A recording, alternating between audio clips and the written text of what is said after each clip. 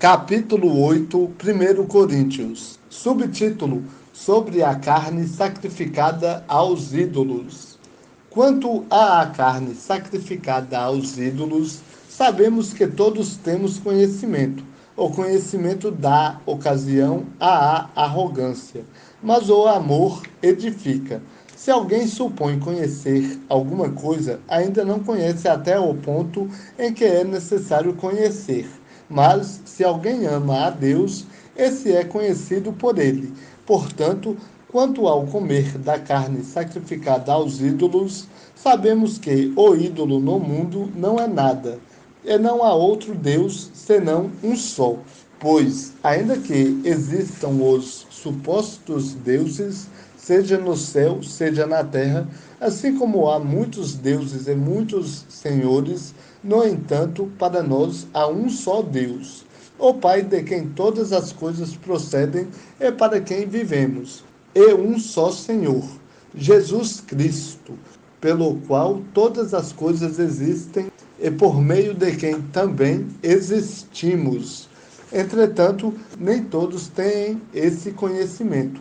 Há alguns que, acostumados até agora com o ídolo, quando comem da carne sacrificada ao ídolo, se contaminam, pois têm a consciência fraca. Contudo, não é a comida que nos recomendará a Deus, pois não ficaremos piores se não comermos, nem melhores se comermos.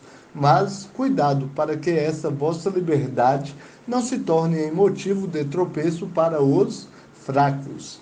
Porque se alguém vir a ti que tens conhecimento, comendo à mesa no templo de ídolos, não será ele incentivado por ter a consciência fraca a comer da carne sacrificada aos ídolos?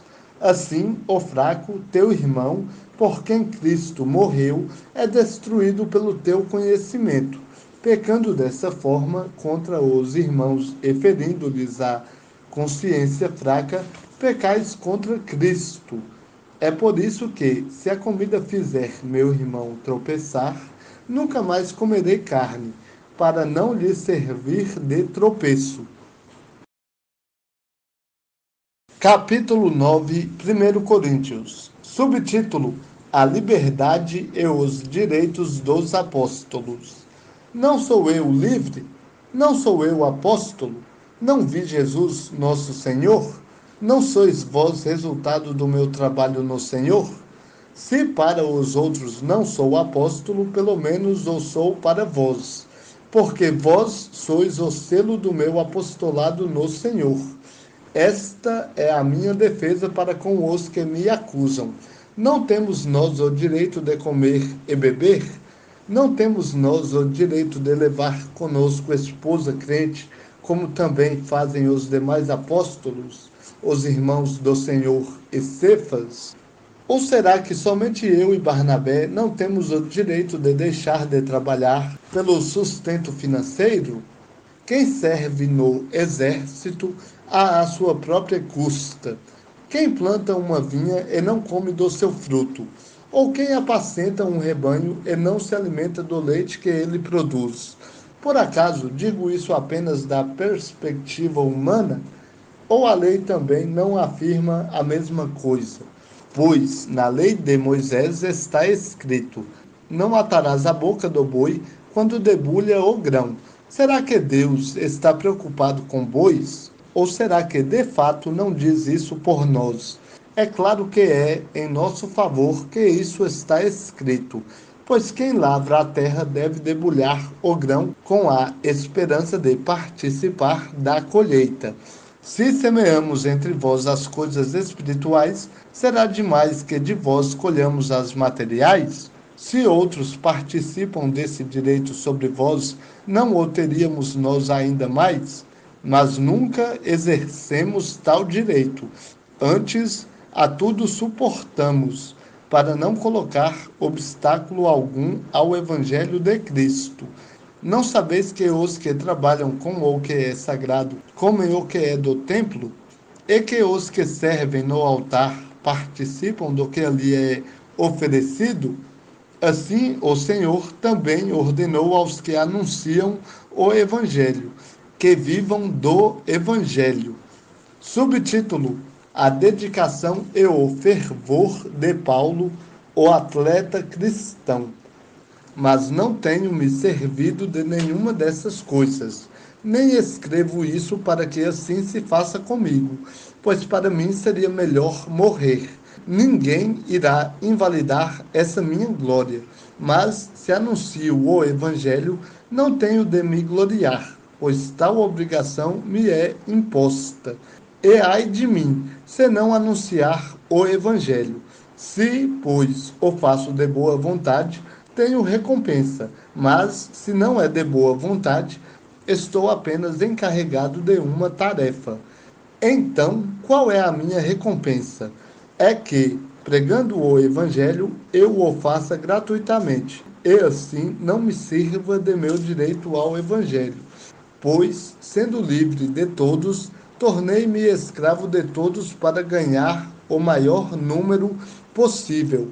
Para os judeus, tornei-me judeu, para ganhar os judeus.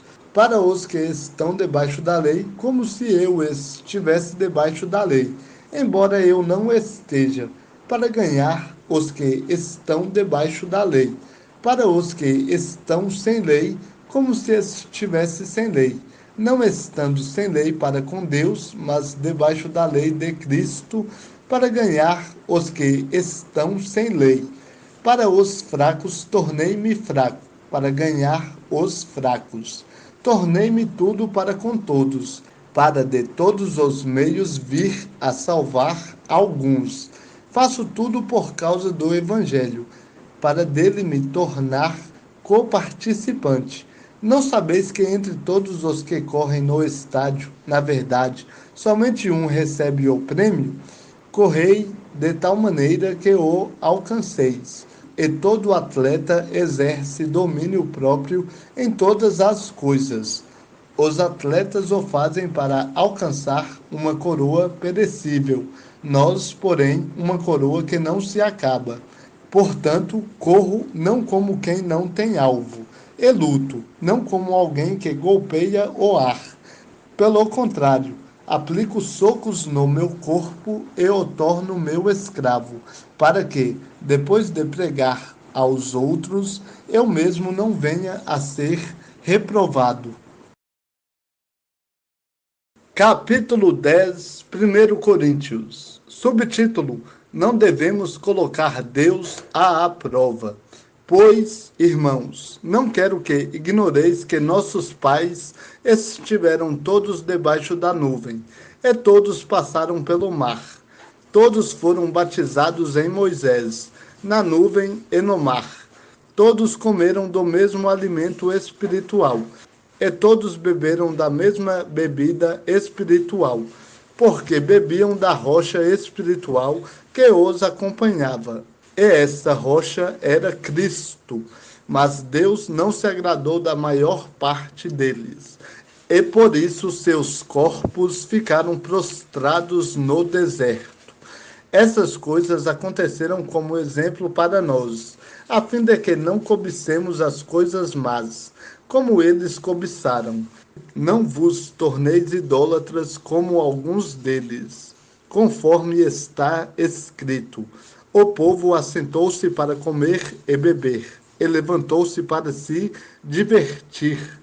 Nem pratiquemos imoralidade, como alguns deles fizeram, e caíram num só dia 23.000. E não tentemos Cristo, como alguns deles tentaram, e foram destruídos pelas serpentes. E não murmureis, como alguns deles murmuraram, e foram mortos pelo destruidor. Tudo isso lhes aconteceu como exemplo, e foi escrito como advertência para nós, sobre quem o fim dos tempos já chegou.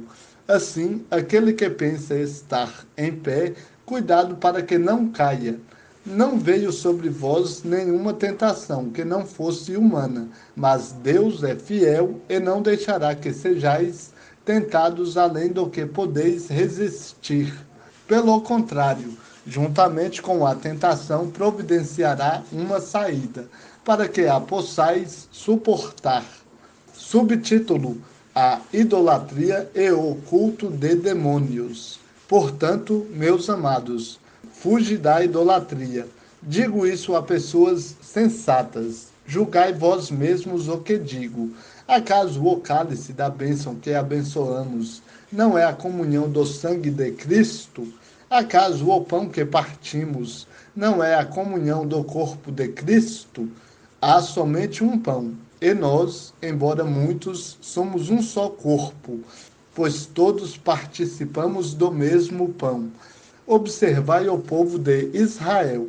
Por acaso, os que comem dos sacrifícios não são participantes do altar? Será que estou dizendo que aquilo que é sacrificado ao ídolo é alguma coisa? Ou que o ídolo é alguma coisa? Não.